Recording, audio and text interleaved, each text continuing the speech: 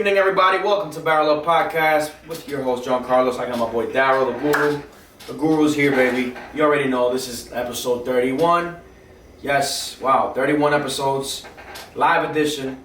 As today, we're going to talk to you about, the latest news of the MLB world. We're going to give you the playoff prediction, etc. We have a little surprise at the end of the show, so tune into that. But before we start the show, we always want to remind you to subscribe to the YouTube channel, BarrelUp Podcast. Follow us on Twitter, BarrelUp Podcast /baseball. And follow us on Instagram, BarrelUp_baseball. If you guys are interested in any baseball lessons, baseball player development, hit us up as well via Instagram. DM us. We do that as well. But before we start the show today, we want to talk about something outside of baseball. Going off on a tangent a little bit. Something that has shocked the United States of America. Again, is starting to become what was the past of this country.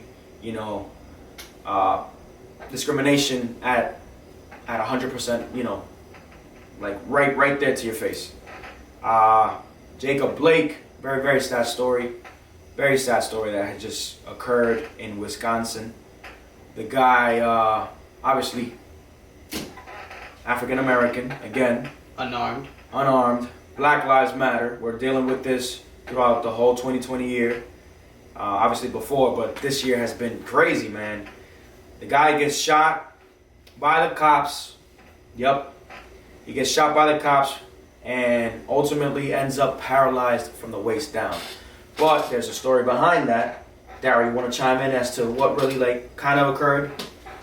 Well, yeah, so apparently he was trying to break up a fight, and after he did, try to basically go about his day, but those officers took it upon themselves to not let him go.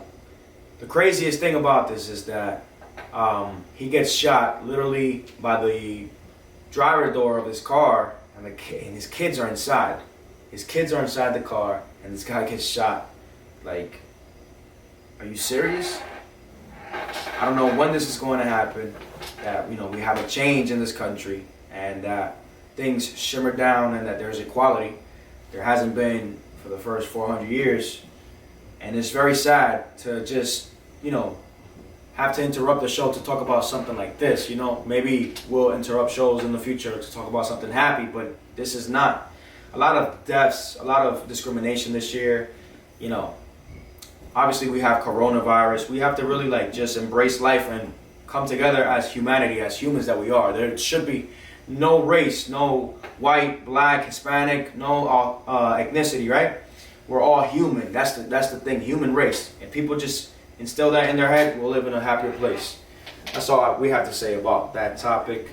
Prayers to Jacob Blake and his family, and get well soon, brother. With that being said, guys, let's go to what we're good at. Let's talk about some baseball. Daryl, what has been going on around the league as we reach the midway point? Things are heating up. Talk to me about what's to come, Daryl. So right now the biggest news to hit today is the possibility of a playoff bubble for the MLB. So the league is discussing, the players union, the owners, to see if they could have a two-city, playoff. It'll be Southern California and Texas. Wow. So the AL teams will play in Southern California, and NL teams will play in Texas.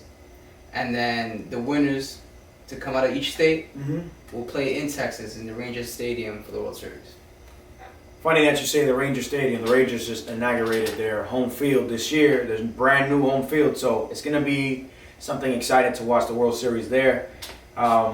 So the MLB is doing something for the playoffs similar to what the NBA is doing. They're going to play in a bubble. Basically, they're going to be stationary in one city of the United States and play there. Something that has never been seen in the history of Major League Baseball. This takes me back to a little bit of college Omaha, right? That kind of feeling is going to be interesting to see this year, and it's going to be interesting to see what teams actually play in the playoff bubble, as we should say, right? So this year there's a lot of nuances, a lot of different things that are happening. We have 16 teams that are going to contend in the playoffs, right? And there's some tight races right now. Absolutely.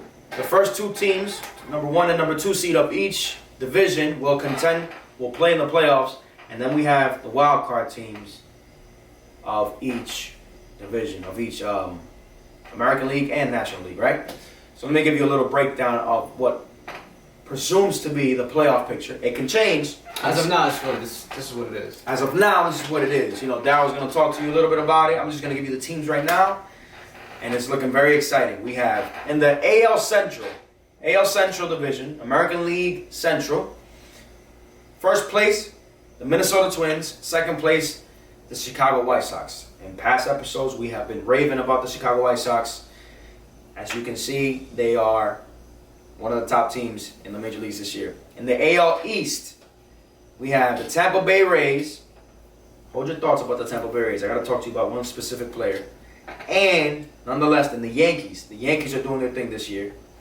That's another tight race. The Red Sox and the other teams are not contending. Well, they don't look like they are going to be contending.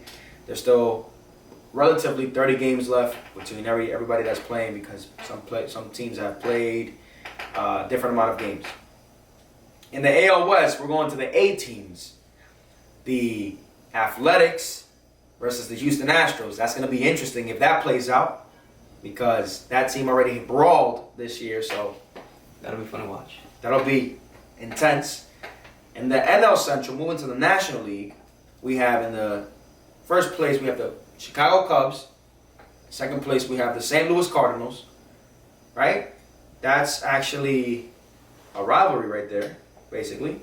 You know, those teams have contended against each other for years. They have had great amount of players come through those franchises. If that stays out like that, that's going to be exciting to see. This is relatively new in the NL East. The Braves in first place, and second place, the Marlins. Talk to me a little bit about the Marlins, bro, before we move on. For me, the NL East is probably the most exciting division this year. Yeah, definitely. The Marlins have been playing out of their minds. I mean, without any players, basically. So that team basically was the first team to get hit with Corona and be sidelined. So they had to come back with a brand new roster, and they came back with a bang. They started winning games. So now they're sitting relatively close to tied for first place. That's crazy. They have a player that I used to play with in Dominican Republic. His name is Lewin Diaz. He just got called up, first baseman. Keep an eye on that name. Watch him. He's going to be a stud from here on out.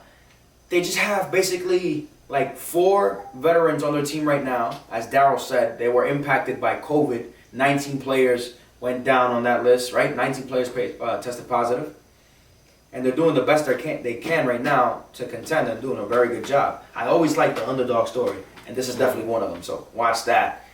And nonetheless, certainly not least, one of my favorite teams this year, we have not the Dodgers. The Dodgers are great every year, right? That's inevitable. The LA Dodgers in first place with Mookie Betts carrying that team, right? We can say that, arguable.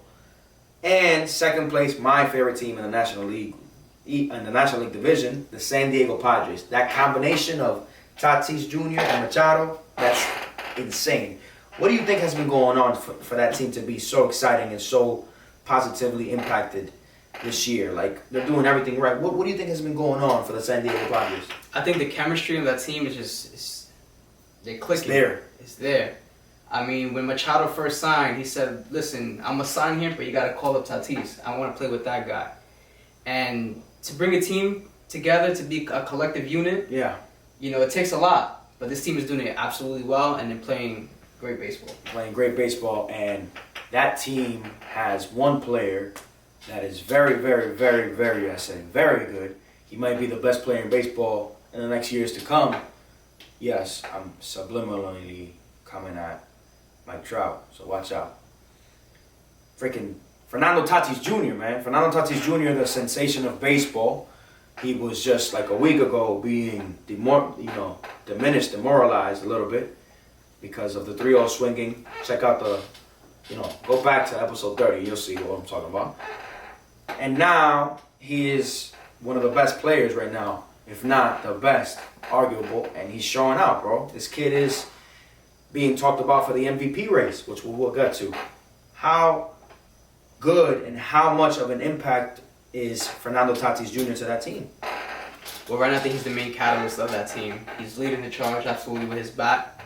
He's probably leading the team in home runs as well. The Definitely. average. I mean, like you said, he's probably one of the leading candidates in MVP this year.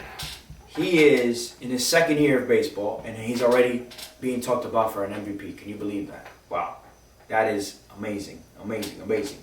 Now let's talk about, before we talk about anything else, I want to know how, Darryl, for the American League and for the National League, like what are the rules for the wild card? There we go.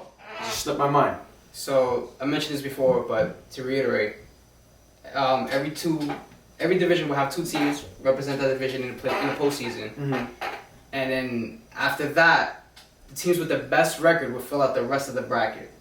So 2 teams from each division will go on and play in the postseason, and then they'll look at records, best records. If there's teams that are tied, they'll look at how they look when they face each other. Okay. Also, That's interesting. 'Cause Yeah. that's the first time that's ever happened in baseball. Go ahead. Keep going. yeah, but also it's going to be very exciting to see. I think a lot of teams that you're going to be surprised to see are going to make it, and honestly, I can't wait. It's going to be very, very exciting this year because a lot of teams that don't usually make the playoffs will be there, and they're going to give a twist to what's to come.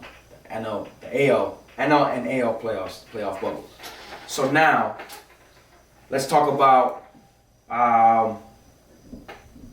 We have the Rays. I said I want to talk about them. I want to talk about a little bit about Willy Adames. Willy Adames is a player that we have had the honor and privilege to interview him and get to know him. I knew him from a long time ago. Obviously, we played together in the Dominican Republic, and now he is emerging as one of the best shortstops in the game. Talk to me, Darryl, a little bit about this week's performance on the field and off the field for Willy Adames. Well, the biggest thing about Willie is his defense. Boy, So man. right now, he's playing shortstop. He's killing it. He's making plays. That's what that team needs. And he's also leading a little bit with the bat. Yeah, definitely. I think he's had a spark this year. He definitely is performing better than he did last year. And the Rays are going to be a team you're definitely going to see in the postseason this year. I definitely predicted that this kid right here was going to impact that team as he's doing so right now. And without a doubt, I believe that this year, that kid might win a Gold Glove. He's playing all-star caliber shortstop. I'm very happy for him. And sky's the limit for that kid. There's been talks that he's going to get $60 million or more in that contract. Contract talk soon for him. And that's going to be very, very excited to see. He's going to be a catalyst for that AL East for a very long time if the Rays end up locking up that deal. So now, Darryl, for the one of the most exciting parts of the show, we're going to talk about the 2 league MVP candidates. We said a name before, Fernando Tatis Jr. for the NL, right? Mm-hmm. That's one. And then we have Mookie Betts, your favorite player. And if we go back into like 3 episodes, what was your prediction? Mookie Betts MVP. Mookie Betts MVP in a short season right now. We have about 30 games left. Let's compare those stats. Let's give, the honest prediction as to what we think will happen in both leagues. I'm going to describe the NL. He's going to chime in. He's going to describe the AL. I'll chime in. Let's start with the sensation of baseball, Fernando Tatis Jr. Yes, this kid is a rookie. He's in his second year, not even his full year, if you want to consider it, because in all reality, a full year is 162 games. He's only playing 60 this year, right? Mm-hmm. And Fernando Tatis Jr. has 123 at-bats, 37 hits, 12 home runs, batting for an average of .301. All-star numbers right there. Then we have Mookie Betts on the other side of things, who is also killing the league. 116 at-bats, 34 hits, and then we have 11 home runs, and for an average of .293. Very, very, very close race. Darryl, explain to me. Fernando Tatis. The race is pretty tight. It goes by game through game. Right now, I think what sets it apart is Fernando Tatis' ability to get on base and to hit for power. So his on-base percentage is .381 compared to Mookie, who's .359. Mm-hmm. And then his slugging, which means his power, he's hitting more home runs. So his slugging is 650, while Mookie Betts is 638. But those numbers fluctuate. So at the end of the season, I think we're gonna see who really is the best. These two players that we have just mentioned, Mookie Betts and Fernando Tatis Jr., in a 60-game season, well, we still have half of the season left, they're on pace to hit 30 home runs. 30 home runs in a 60-game season. Like, in the next 60 games, don't be surprised if they end up with numbers close to 30. 25 home runs, 27 home runs. That is incredible. That means that if they had A full season, maybe hit 60 or 45, 60 home runs. And these players are not even considered to be power hitters. And they're leadoff hitters. And this is how important they are to the league and to their respective teams. That is amazing. We shall see what the second half of baseball holds for us. And before the second half finishes, we will also see the trade rumors or deadlines that are about to happen. Trade players are going to be traded. I don't know what team needs what, but there's also a lot of teams that are trying to contend, so there are going to be a lot of key pieces being moved. You want to talk a little bit about the trade rumors and stuff like that? Yeah, so right now, teams that are shopping for players, right now the Padres, they're looking for some relief help. They're looking for another catcher and some outfield help. Second place team in the NL West, the Padres, they might just need that key addition to just take them the whole way. That's my favorite team for the playoffs this year in the NL, in the National League. Not even the Mets. I'm a Mets fan. I don't think the Mets will make the playoffs if they continue to play like this. But like I said, there's 30 games left, give or take. So we'll see what happens. Anything can happen right now. It's exciting to see that the predictions that we have made on this show are coming true. Like, for example, when we talked about the White Sox and Giolito just stunned the world of baseball yesterday as he threw his first no-hitter. First no-hitter of the season. First no-hitter of the season. This guy was lights out, and that game ended. There's always one play that is astonishing, dramatic throughout a no-hitter. That game ended on a line drive. Amazing play and right. Talk to me about Giolito and his performance for his no-hitter, Darryl. So last night, probably one of the most dominant performances I've seen in a while. He was close to a perfect game, but obviously the guy Eric Gonzalez, shortstop, he got walked. Yeah, and he was the last batter in that 27 outs. So he was the one that hit the ball to right field in that play. It was a little bit dicey, but they got it. How do you think Giolito feels as the number one pitcher in that starting rotation and being able to produce? Because they have the sticks. They have the sticks to go all the way. And the pitching is also remarkable as himself, Giolito, and others are producing. How do you think that he feels as a pitcher right now in that rotation, in that league, in that division, contending for second place right now? So obviously he's fired up. A team that's contending, like you said, they're sitting at second place, not too far from first. But that probably is like the pick-me-up they needed to continue to barrel up, barrel through, and make the postseason. There's a lot of analysts that compare Giolito to Jacob deGrom, respectively, as pitchers. I don't know if that comparison even has base and fundamentals they would talk about, but that's how important this guy is to his team. He's like a Jacob deGrom. Exciting to see what's going to happen down the line. And we want to tell you that we always are trying to give you the best of the best. So we're going to give you a little recap as to what's going to happen right now. So the week before that, we gave you the best DHs. The best DHs throughout the game of baseball, right? And this last week that just passed, something very, very remarkable just happened, which is going to talk about the present of baseball right now and also the past. And future. The present, the past, probably the future as well. Hopefully this happens. So Albert Pujols, the machine, La Máquina. Albert Pujols, the machine of baseball, just passed Alex Rodriguez for, the RBI list. All-time RBI. All-time RBI list. He just passed Alex Rodriguez in that category, RBIs, as Alex Rodriguez had an all-time 2,086 RBIs, and now Albert Pujols has 2,087. But I want to talk about something very, very controversial that we came up with. And it's a question that I want answered. Maybe here on the show, maybe with the opinions of the fans, but it needs to be answered. Is Albert Pujols the best Dominican hitter? Is Albert Pujols the best Dominican hitter of all time?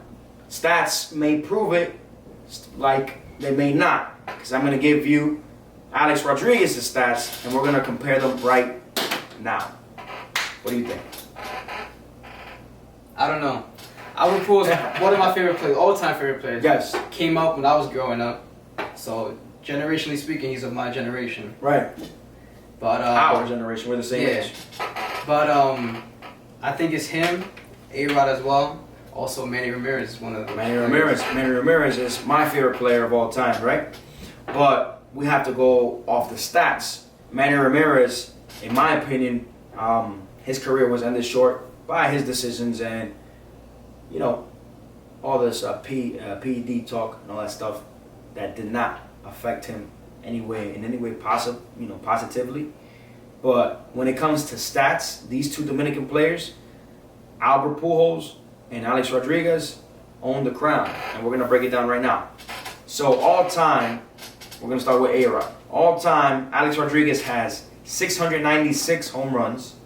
He hit for a 295 average, had 2,086 runs batted in his career in 22 years that he played, and finished off with 3,115 hits. Right? Now, when we look at the machine, Albert Pujols, who's in his 20th year of Major League play, he's still playing, 659 home runs. Alex had 696. He has an all-time average right now of 299, 1 point shy of 300. Alex was a 295 hitter. So right there, that's one up on Pujols. RBIs, Pujols just passed A-Rod, 287 to 286. That's two up on Pujols. And hits, Pujols is still playing, like I said, and has way more hits than Alex Rodriguez. 3,219 hits, and A-Rod had 3,115. So as you can see there is 4 stats out of the 5. Let me see, 1, 2, 3. Actually, I'm showing you 3 out of the 4 that Albert Pujols holds the crown in. That's where I'm basing my argument on. Albert Pujols is the best Dominican hitter, and I'm sorry. I love Alex Rodriguez as a player. When we talk about better player, Alex Rodriguez got it. Yeah. But when we talk about better hitter, I'm sticking with Pujols. Now, can Albert Pujols pass A-Rod in home runs? Does he still have it in him? Darryl, talk to me. Let's be real. Let's be real. He still has a couple years left. I say he has 2 years left. What do you think, bro? I agree. I'd give him max 2 seasons. I think his contract is coming up next season, I believe. Do I think he could hit 25, 30 home runs in the next 2 seasons, if he has those seasons? I'm not too sure. He is injury prone now. And I think that a team that's getting more stacked offensively, Right. I think his playing time is going to come back down.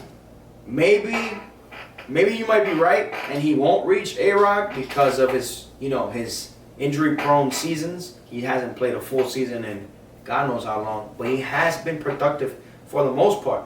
Just last year, he hit 23 home runs at that age with minimal playing time, playing DH merely, not even playing first base. I'm the one that says if he hit 23 home runs in like 145 games or 140 games last year, 23 home runs, I am a firm believer that he might be able to pass or at least reach the mark of 696 home runs, Alex Rodriguez's numbers. I'm very bold, It's a very bold prediction that I'm making that he might pass him, that he will pass him if he stays on the field, if a team gives him the opportunity because, like we said, his contract is almost ending. I think at best he reaches a 680 mark. Maybe 690 just to be nice. Just to be nice, you never know. But if he does pass him in that category, then there's no questions that absolutely. Albert Pujols is the best. Not only Dominican hitter, but one of the best hitters all time. And to be in that list with Barry Bonds, number 1 with 762. Hank Aaron, number 2 with 755. Babe Ruth, number 3 with 714 home runs. Alex then follows, and then Willie Mays and Pujols himself, the best 6 hitters home run wise in the history of baseball. Yeah, that's a freaking milestone. Nobody can just say, oh yeah, I'm going to hit 600 home runs. Oh yeah, I'm the best. In those 6 players that I've mentioned, you don't even mention a Ken Griffey Jr., a poster boy, a poster child for the game of baseball, right? Mm-hmm. That's what we're talking about. With that being said, guys, we want to thank you for tuning into this show, Barrel Up, episode number 31. Thank you guys for all the love that you show us. And subscribe, like I said, subscribe to the YouTube channel. Follow us on all types of social media like Instagram, Twitter. Leave your comments below.